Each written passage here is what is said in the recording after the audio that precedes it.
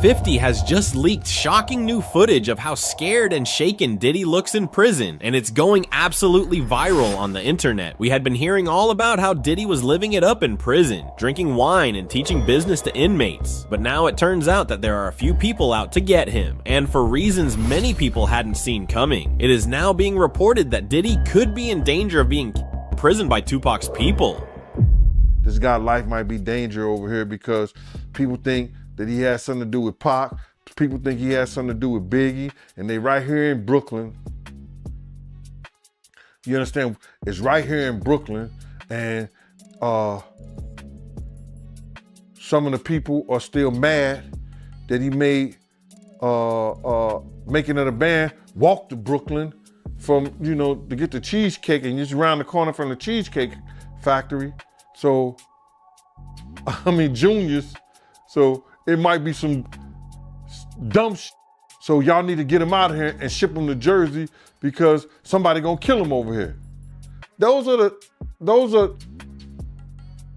good arguments, if you want to call it, but it's bullshit.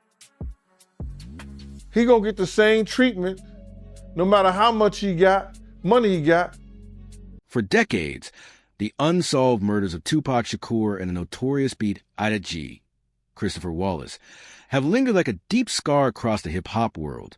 Through it all, Sean Diddy Combs consistently and emphatically denied any role in either tragedy.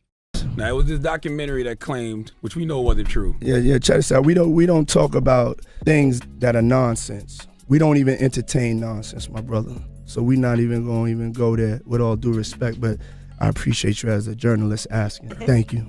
Because listen, 7 years ago, I'd have been like, yo, did you hire somebody to Tupac? But no, you do it like a journalist. Yeah, no, we wouldn't even get into nonsense like that. You know what I'm saying? It's nonsense. Which we never believed, by the way. Yeah, thank you. On September 7, 1996, Tupac Shakur was gunned down in a Las Vegas drive-by shooting. He battled his injuries for 6 grueling days before succumbing at the age of 25.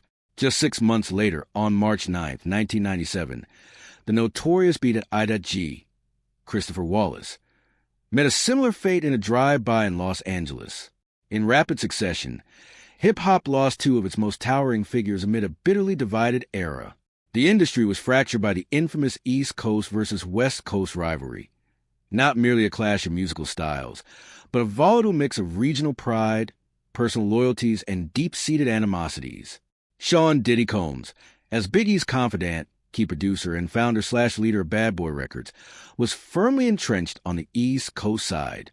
Over the years, speculation has repeatedly linked Diddy's name to both killings, despite his long-standing denials. Those whispers roared back to life with the December 2nd, 2025, premiere of the Netflix docuseries Sean Combs, The Reckoning, which reignited scrutiny through fresh interviews and claims. Several contributors suggested Diddy may have had involvement in the tragedies. One stark assertion: I think that Sean had a lot to do with the death of Tupac, and he ushered Biggie to his death. In the series, Bad Boy co-founder Kirk Burrows reflected on how the bad blood between Diddy and Tupac didn't erupt overnight. The two had once crossed paths in overlapping music scenes, but everything shifted dramatically on November 30th, 1994. Tupac arrived at New York City's Quad Studios to lay a guest verse for Diddy's artist Lil Sean. Instead, he was ambushed in the lobby, robbed, and shot 5 times. Though he survived, the betrayal he felt toward Diddy and Biggie, who were reportedly in the building that night, proved irreversible. In a raw 1996 Vibe magazine interview, Tupac was pressed on whether he believed Diddy had a hand in the Quad attack. He responded pointedly, expressing conviction backed by what he called personal proof, though he kept the details private, framing it as a matter strictly between them. I think Puffy was involved in the shooting. Only they can answer that question. I have my own opinion, but I wouldn't slander their name like they did mine. I wouldn't say things that I knew, you know what I mean? I believe so. I do believe so. I have proved things that I can say that will back up my claim, but this is not for the world to know about. You know what I mean? It's between me and him, and only he knows. So every time he say it didn't happen, or that's the only thing that makes this become an issue to everybody. Because you seen what I said in the Vibe article. I basically bowed out and was going to go ahead about my life. The next issue, that wasn't even the next issue, because them cowards waited about 4 issues before they got their story together. 4 issues later, half of New York is commenting on me getting shot. And before, they was all like, we didn't see nothing. In the first issue, we did, Vibe viewers. Nobody seen shit. The 4th issue, when they came back with a reply, everybody knew what I did. They knew what I said. I was acting. Who gets shot 5 times in acts? Oh, I didn't get shot 5 times in their vision. I only got shot once because they found the bullet. The police found it, but now they the cops. Now they doing detective work. They found the bullet. Oh, you found the bullet, huh? So what is this other shit in me then? What was the doctors talking about? What? Can you explain these other holes in me? How'd I get gunpowder all over me? That insulted my intelligence. So yes, I did say Thug Life was dead. Yes, I bowed out, all of that. But when they said that, they breathed new life in me. The Quad Studio shooting on November 30th, 1994, remains an unsolved mystery to this day. Yet former Bad Boy bodyguard Gene Deal, often referred in discussions as Gone or Gene in some accounts, has made explosive allegations, asserting that Diddy had advanced knowledge of the attack on Tupac and deliberately allowed it to unfold. According to Gene, a key detail was omitted from the 50 Cent-produced documentary coverage of the incident. On that fateful day, Diddy, Andre Harrell, and Jimmy henchman James Rosemond were all gathered together in Jimmy's office. Gene insists neither Biggie nor Suge Knight was aware of this meeting. He claims Diddy's presence wasn't coincidental or work-related. At the time, Diddy controlled Biggie's publishing rights, and with Biggie actively working on new material, Diddy allegedly wanted to keep close tabs on every move his artist was making. Gene argues Diddy was in the building specifically to monitor Biggie, not to collaborate or record. While they were all there, Gene alleges Jimmy henchman informed Diddy that Tupac was about to be taught a lesson over money Tupac supposedly owed. Gene maintains Diddy knew exactly what was coming for Pac and positioned himself to witness the fallout without intervening. In an interim of him being there to spy on Big, Jimmy henchman told him that they finna teach Pac a lesson. Because Pac had owed him some money. So that's why he was up in the studio and was coming to the studio. Pac owed him some money. He was gonna work it off and get some money from doing a song with Lil Sean. And that's what that was about. But Pac was talking greasy to Jimmy henchman, and Jimmy henchman wasn't the type of dude that you talk greasy to, allegedly. Unless you're 50 Cent. So Diddy knew what was going to happen to Pac. He knew Pac was about to deal well, yeah. He was there to see it. He was there to see it. He wasn't only there to see Big and them. When Jimmy henchman told him that, he was there to see what's going to happen to Pac. He was there for that. Because had he not been there for that, he would have went up there in the office. He would have went to the studio or the studio session with Big and them. He would have went to that studio session with Big and them. He knew what room Big and them was in. He didn't do that. He was there to see what was going to happen to Pac after Jimmy told him. And that's factual. Gene Deal asserts that the scenario aligns closely with statements made by Kirk Burroughs, also spelled Burroughs in some accounts, the co-founder of Bad Boy Records, who has accused Diddy of operating behind the scenes in the events surrounding Tupac's fate.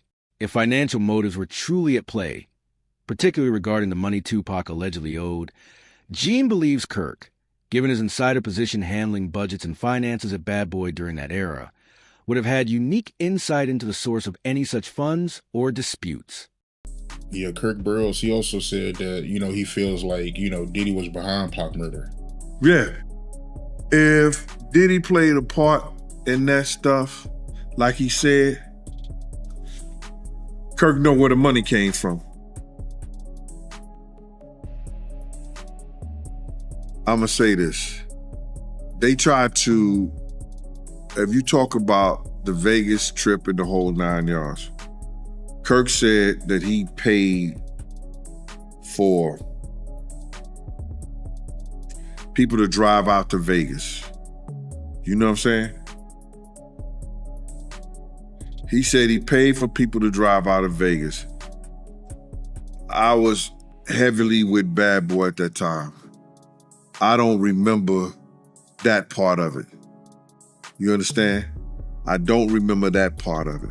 But if Kirk knew and he was paying for people to drive out to Vegas in the whole 9 yards,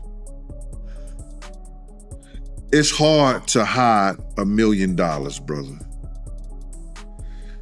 You ain't going to cash that in the check cashing place.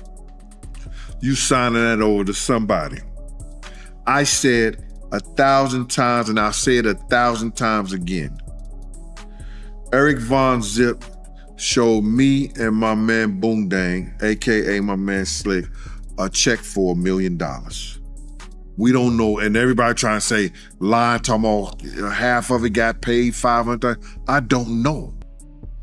I know when I asked him about, we asked him, do we ask? No, we didn't ask him.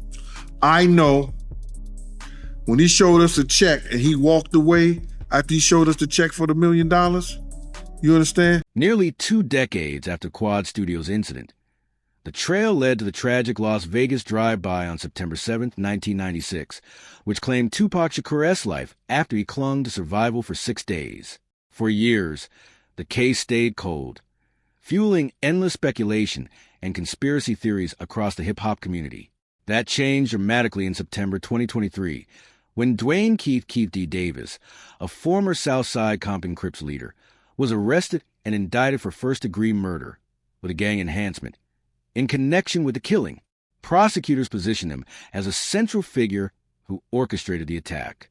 The revelations escalated further in July 2024, when a court filing from the Clark County District Attorney's Office disclosed explosive details from a previously sealed 2009 interview with Las Vegas Metropolitan Police. In it, Davis allegedly recounted his own involvement in the shooting, while repeatedly naming Sean Diddy Combs, claiming Diddy had ordered a hit out of rage over Tupac's nonstop verbal attacks and dices. Compounding the claims, a DEA and U.S. Department of Justice report referenced a separate 2008 interview where Davis asserted that Diddy had expressed a need to eliminate both Marion Suge Knight and Tupac, allegedly offering Davis $1 million to handle the problem or make it happen. Davis has since pleaded not guilty and maintains his innocence in the case, with his trial delayed multiple times amid ongoing developments. Gene Deal argues that while many of the key players in that era have passed away, financial evidence endures. Paper trails, checks, wire transfers, records of transactions don't vanish. In his view, if the full truth about these long-standing allegations ever surfaces, it will likely be uncovered by meticulously following the money through surviving documents and ledgers. Keefe D's claim was an informant in 1997 who told investigators that Puffy had hired the Southside Crips to kill both Suge and Tupac, and that the Crip who was jumped at the MGM was in the group that had done the hit, and that they originally were going to do it at Suge's Vegas nightclub, but then decided to do it right away instead of waiting. This was exactly the same story that Keefe D told us a decade later. Very few people know that immediately after Tupac is shot and that white Cadillac is fleeing, one of the death row entourage, a guy named Alton McDonald, known as Buntry, chases after the Cadillac, and a second shooting takes place between the two vehicles. Alton McDonald's car is struck. In fact, within the Las Vegas murder files, there's a document that indicates that Alton McDonald's car had been struck by a bullet that night. Yeah, and he even said that, like, in retrospect, that was probably the best thing that could have ever happened to Puffy. By Zip stealing the money, now Puffy isn't connected to that shit. Or else it would have been like a hire or something, you know what I'm saying? The FBI said it was just Zip. So the FBI told you the same thing? They said he was a dirty motherfucker. So the FBI told you that Zip kept that money as well? They said Zip's a dirty motherfucker. Everybody crossed you. You're the last one to know every fucking thing. Even lawyers, your friends, everybody can cross your ass. Sean Diddy Combs, also known as Sean Combs, has consistently denied any involvement in or connection to the 1996 murder of Tupac Shakur. In July 2024, the Las Vegas Metropolitan Police Department explicitly stated that Combs has never been regarded as a suspect in the Tupac homicide investigation. To date, he has faced no charges related to the case. The individual currently accused in Tupac's killing, Dwayne Keith D. Davis, has entered a plea of not guilty and is being held in custody. His trial has been postponed multiple times and is now scheduled for 2026. Tensions persisted long after Tupac's death amid the heated East Coast-West Coast rap rivalry. Sources close to the events have indicated that Combs and his East Coast associates received warnings against traveling to the West Coast due to safety concerns. Despite this, Combs reportedly insisted on moving forward with promotional efforts for Notorious B.I.G.'s Biggie Smalls' forthcoming album. Biggie himself was reluctant to make the trip, but Combs allegedly persuaded him to proceed with various activities and appearances in the region. These details, including claims about the warnings and persuasion, were highlighted by Kirk Burrows, a co-founder of Bad Boy Records, in the Netflix documentary Sean Combs, The Reckoning. I seen an interview that Puffy did with Fat Joe where he was talking about Biggie in his last moments in L.A., and he told Fat Joe that he didn't want to go to L.A., he actually wanted to go to London, but Biggie, he was the one that wanted to go to L.A., and he was the one that was pushing to go to L.A. That's not true. My name is Kirk Burrows. I ran Bad Boy Entertainment. I helped co-found it. I created the company with him. I raised from general manager to president. And at that time, I put all of those business plans together. And Biggie didn't want to go to LA, ended up going. What got him out there was a week ahead of time to ease him into the whole award show. He may not have wanted to go to London, but was talked into it.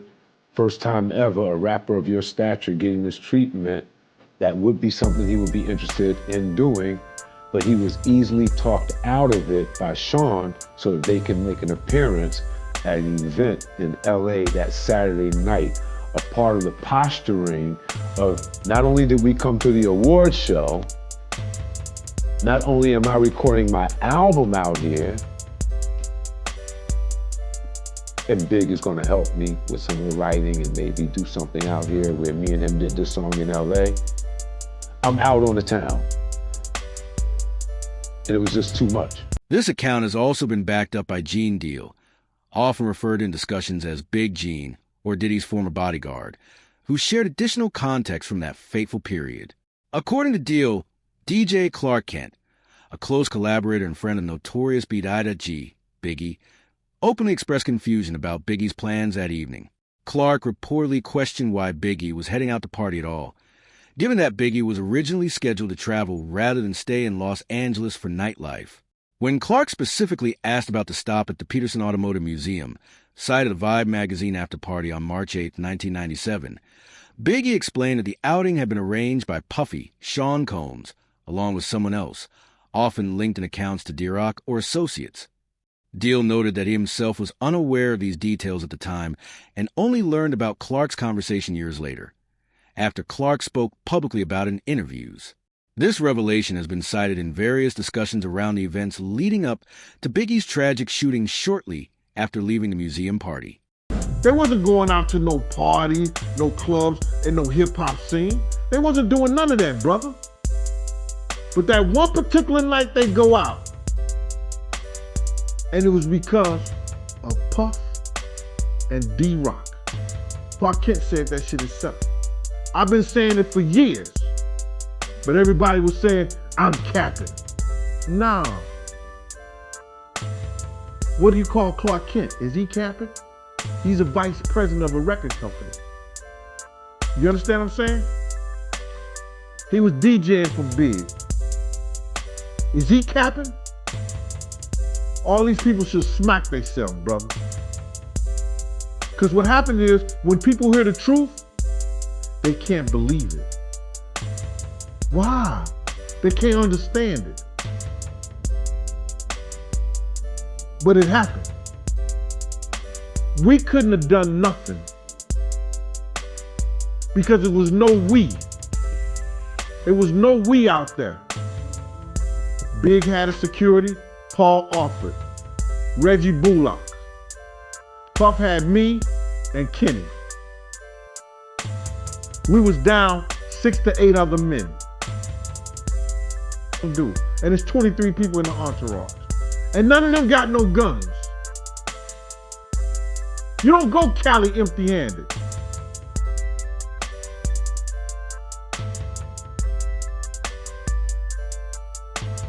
We couldn't have done nothing, man. The deepest wound that still lingers for Gone is the painful memory of how he specifically pressed for stronger security measures right before they headed out. He didn't just mention it casually. He actively pushed the matter, insisting it was necessary, only to be firmly shut down. Puffy's response was blunt. There simply wasn't enough money in the budget to make it happen. That refusal continues to haunt him, knowing he saw the risk clearly and tried to sound the alarm. Yet his warnings went unheeded due to financial constraints. People still want to know shit about it. They should have had better security. I asked them before we gonna go out? Let's hire some more security. They refused to hire more security.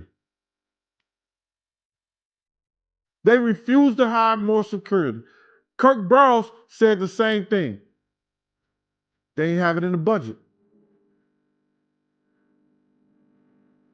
Not without Big, they don't have no budget.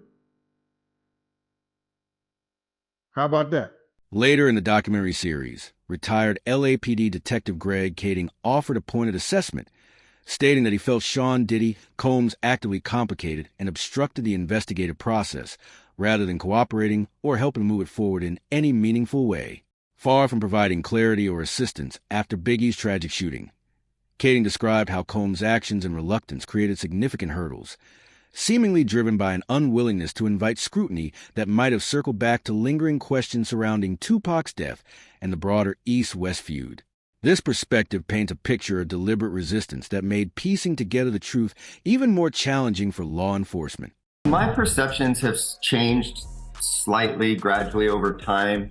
Today, I look at Diddy through a different lens than I might have 10, 15 years ago. There were obviously some early red flags, but it's a complicated thing because we have to be very careful about falsely accusing people or even, making accusations based on nothing more than speculation. And we just haven't seen all the evidence. So I prefer to kind of withhold judgment on some things. I can tell you regarding Diddy back when Tupac Shakur and Biggie Smalls were murdered.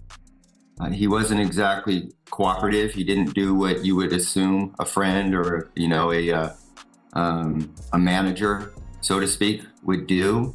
So from a law enforcement perspective, he was very unhelpful in an area where he ought to have been contributing towards getting some type of justice in those two murder cases. But as we found out in time, he was complicit in one of them, and which would make sense why maybe he didn't cooperate in the other, because the two were, they were just, we always understood that they were somehow interconnected.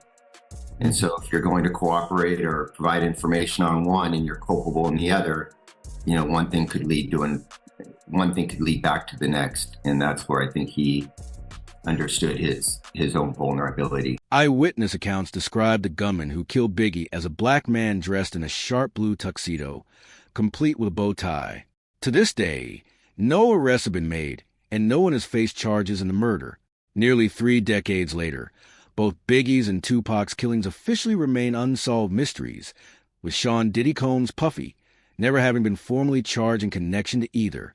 That situation could shift in the near future, however, as more alleged links continue to emerge tying Diddy to the so-called Pax More theories surrounding these events.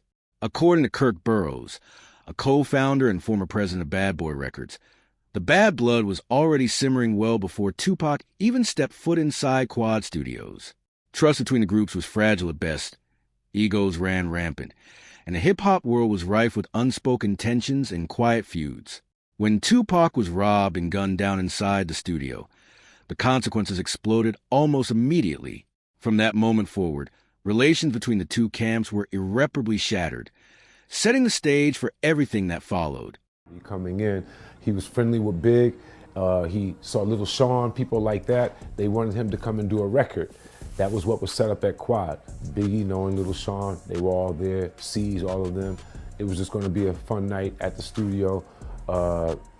Pac showed up. He saw them looking down from the window. His new friends were there. An incident happened in the elevator. It might have been a scary thing, like just to send a message.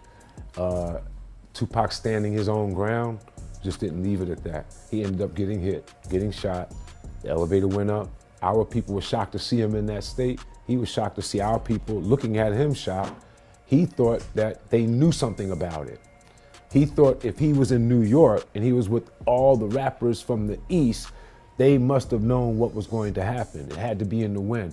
And situations aren't laid out like that. And it was the furthest thing from the truth, but he held that to his heart. And then he went away. A few other things happened, got better, got repaired, went away, went to jail on the rape charge. Once that came down on him, it looked as if the East Coast must have been the worst thing and the worst place for him to have come to. And it looks as if the friends that he had just turned their backs on him. Suge stepped in.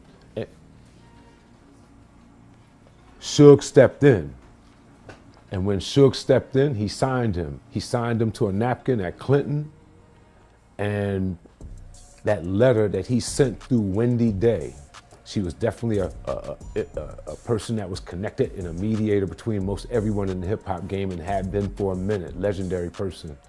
She delivered the letter to my office. It started with West Side Up. So it gave an indication the rumblings that we heard in the street with him being shined by Suge was definitely true. He's going to go west when he comes back, and he has an issue with us. According to Kirk Burroughs, Tupac made it unmistakably clear in a chilling letter sent from prison that the game had shifted dramatically, no longer confined to beats, rhymes, or friendly competition. The message was stark and uncompromising. In Tupac's eyes, the robbery and shooting at Quad Studios had crossed an irreversible line, transforming the situation into outright war against Puffy and Biggie. There was zero ambiguity in his words, no space left for interpretation or reconciliation. For Tupac, that violent incident inside the studio had shattered any remaining illusions, fundamentally altering the landscape and turning former allies into declared enemies. A woman by the name of Wendy Day, very important woman in the hip-hop world. I think she helped Baby and those guys with Cash Money label, setting that up. She's very influential and instrumental in a lot of success. When I started in the music business, I reached out to her. She had a company called Rap Coalition. She went back and helped rappers from a previous generation get their money straight, their royalties. With that being said, I was like, she's someone I want to know. In knowing her, I had the good fortune of when she was dealing with Tupac during his crises on the East Coast, she went to visit him at Clinton. He wrote a letter, drafted it, so that she can bring it to me at the office so that I could know and be able to relate to Sean where we were with him. And the letter, if I remember, it said, West Side Up. And what we had heard was rumblings that Suge came and signed him on a napkin to a contract, and he was going to go west, and all the stuff that happened to him on the East, it made it look like people on the East, King or the biggest rappers on the East, or people that he knew, should have warned him or protected him against what had happened. And it just is not geographically laid out like that. And a lot of people caught some blame for things that they had nothing to do with. And he took offense, went west, and that started him as a mouthpiece against the East, all right, going at Biggie. And I think it's more than, that's one level of the beef. Then I think there's another level of things that were going on in the streets where things happened in the dividing line between East and West that caused a big rift that led to mouthpieces going at each other. In Kirk Burroughs' view, the Quad Studios incident represented the real ignition point, the precise moment when simmering tensions erupted into an uncontrollable all-out feud, well ahead of the tragic shootings that would later stun the hip-hop world. Conversely, Chopper, from the band, holds a firm conviction that Diddy was almost undoubtedly the orchestrator behind Tupac's murder. He points to the intense, deep-seated hatred Diddy harbored toward Tupac, describing it as visceral and unrelenting, which in Chopper's eyes makes Diddy's involvement feel not just plausible, but highly probable. The comment you made about how when you would bring up Pac's name around Diddy, he'll get mad. Yes.